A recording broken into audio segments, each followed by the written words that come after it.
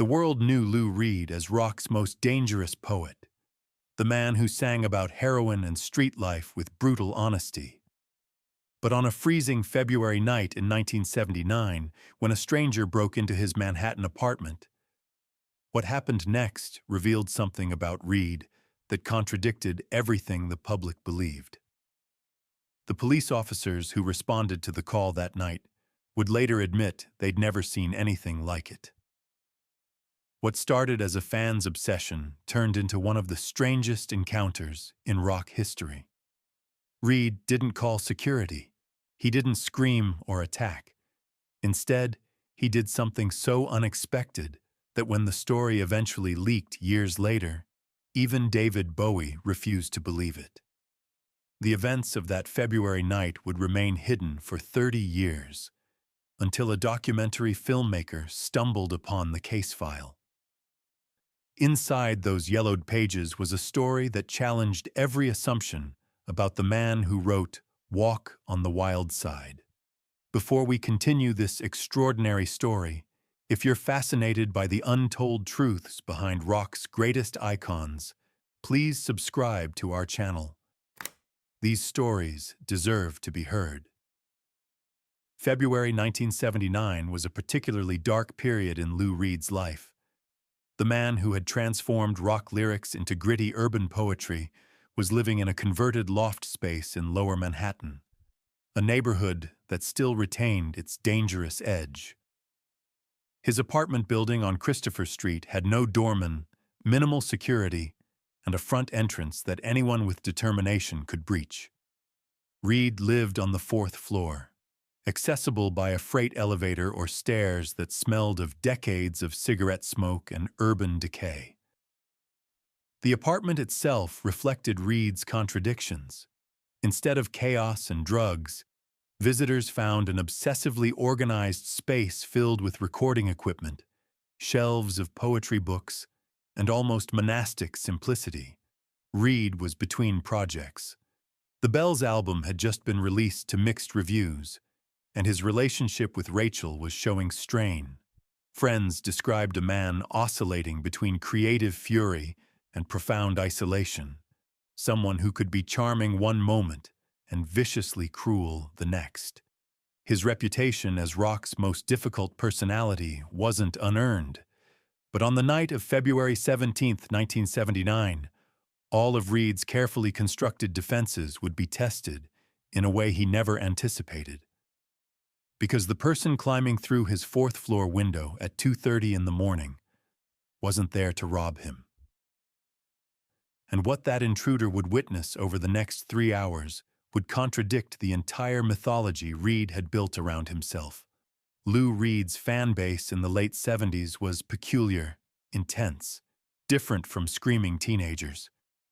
They were artists, writers, outsiders who saw in Reed's music a validation of their own alienation.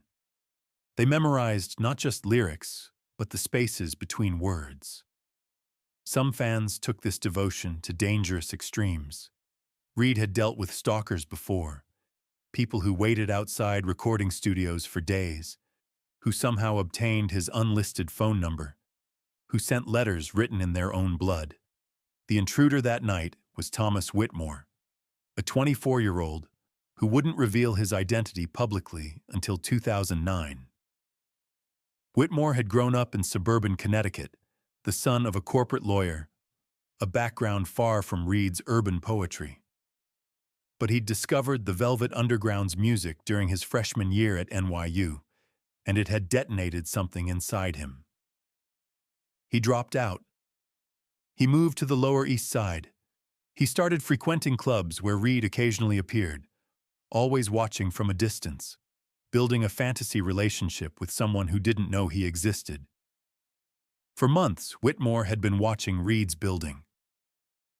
He knew the super lived in the basement and never bothered with late-night disturbances. He'd climbed the fire escape twice before, always losing his nerve. But on February 17th, emboldened by cheap whiskey and a growing sense that his life had no meaning, Whitmore made it all the way through the window. He landed in Reed's kitchen, knocking over a chair, the sound echoing through the apartment like a gunshot. The crash woke Reed immediately. And in the moment before he turned on the light, before he saw the terrified young man frozen in his kitchen, Lou Reed made a decision that would define what happened next. A decision that made the police question whether they'd responded to the right address. Reed walked the hallway slowly, deliberately. His hand moved toward the baseball bat he kept beside his bed, but something made him pause. Maybe it was the quality of the sound, suggesting panic rather than professional intent. Maybe it was simply fatigue with his own reputation, a weariness of always being the aggressive one. When Reed appeared in the kitchen doorway, wearing a black t-shirt and jeans, barefoot, he flicked on the overhead light. Whitmore was still frozen where he'd landed, eyes wide with terror. For a moment that stretched into minutes, they just stared at each other. Reed reached for his cigarettes, Lucky Strikes, and lit one with a cheap plastic lighter. "You're in my kitchen," Reed said finally, his voice flat, conversational. Not a question, not an accusation. Whitmore couldn't speak. His mouth moved, but no sound emerged. He was shaking violently. Reed studied the intruder with intense observation, cataloging details. Young, early 20s, cheap clothes but clean, hands empty, eyes that held something Reed recognized from his own mirror, a desperate need for connection, for proof that someone else understood the isolation. "Sit down," Reed said, gesturing to the table. Whitmore practically fell into the chair. Reed remained standing, leaning against the counter, creating distance but not threatening. Reed should have been calling the police, yet he didn't move toward the phone. "How long have you been planning this?" Reed's voice was steady, clinical, and Whitmore, shocked by the question's directness, began to talk. What came out would later be described by police as one of the strangest confessions they'd encountered. Whitmore told Reed everything: the months of watching, the failed attempts to approach at clubs, the growing conviction that Reed's music was the only thing keeping him from suicide. He spoke in a rush, occasionally incoherent, but brutally honest. He explained how he'd convinced himself that if he could just talk to Reed, something would change. When Whitmore finally collapsed into tears, Reed did something extraordinary. He walked to the refrigerator, pulled out 2 bottles of Rheingold beer, and placed one in front of Whitmore. Then he sat down at the table directly across from the intruder. "Drink it," he said. Not unkind, just matter of fact. They sat there in silence, drinking beer in a New York kitchen at 3 in the morning. Reed began to talk, not about the break-in. Instead, he talked about his own desperation, his own periods of feeling like music was the only thing preventing total dissolution. He talked about the electroshock therapy his parents had subjected him to as a teenager.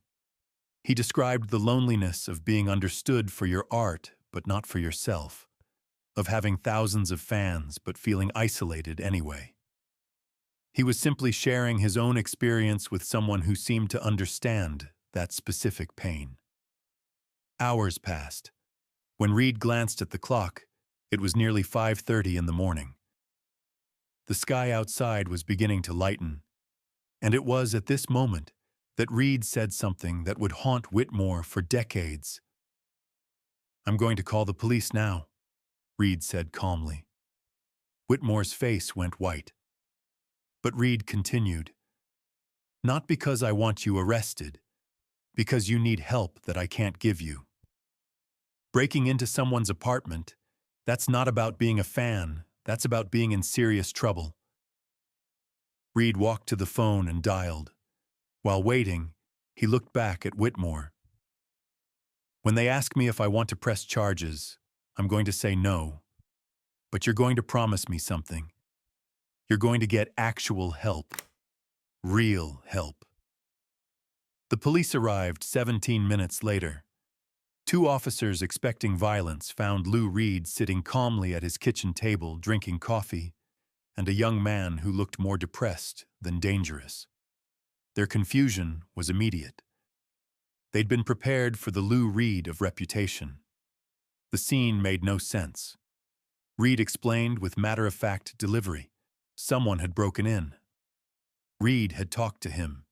He didn't want to press charges, but wanted the young man connected with mental health services. Officer Martinez, who would later be interviewed, remembered being struck by Reed's unexpected composure and genuine concern.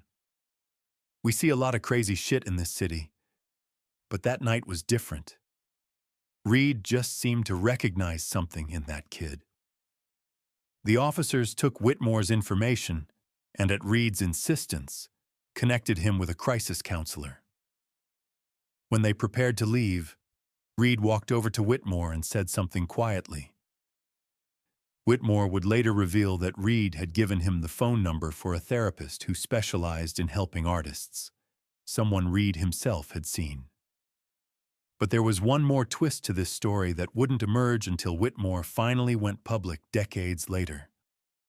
Because what happened in the weeks after that February night revealed something about Reed that even those closest to him never suspected. For the next 6 weeks, Reed called that therapist's office every week to check if Whitmore had made an appointment. He didn't contact Whitmore directly. He simply followed up quietly to make sure the young man had taken the first step toward getting help. This information only came to light because the therapist, after retiring and after Reed's death, felt the story deserved to be known. Whitmore underwent a transformation. The therapy led to proper diagnosis and treatment. He went back to school, eventually became a social worker helping young people with mental health crises. He never contacted Reed again, understanding that what Reed had given him wasn't friendship, but something more valuable, recognition of his situation and a path forward. The police report sat in archives for 30 years. When a documentary filmmaker researching Reed's life in 2009 stumbled across it, she initially thought it might be about a different Lou Reed. The description seemed so contrary to everything she knew. She tracked down Officer Martinez and found Whitmore, who after hesitation agreed to be interviewed. When the documentary aired, the response from people who had known Reed was unanimous disbelief, followed by awed recognition. Because the story revealed something Reed's public persona had always obscured. Lou Reed was indeed difficult, aggressive, often cruel. But underneath was someone who understood suffering intimately and who tried to alleviate it when he encountered it directly. David Bowie said, "That sounds exactly like Lou and nothing like Lou at the same time. He'd never want anyone to know he did something kind. But when he saw real pain, he couldn't ignore it." Laurie Anderson wasn't surprised. Lou had a therapist's understanding of pain. He'd been through the electroshock therapy, the addiction, the alienation. He knew what drowning looked like. And despite his reputation, he couldn't walk past someone who was drowning. Whitmore continued his work as a social worker for 30 years. He kept a photograph of Reed performing at CBGB in his office. When colleagues asked, he'd say, "He saved my life. He showed me that even your heroes are human, and sometimes that's exactly what you need to see." The incident never made headlines during Reed's lifetime. It contradicted too perfectly the mythology he'd built. But after his death, as more stories emerged, a more complex picture developed.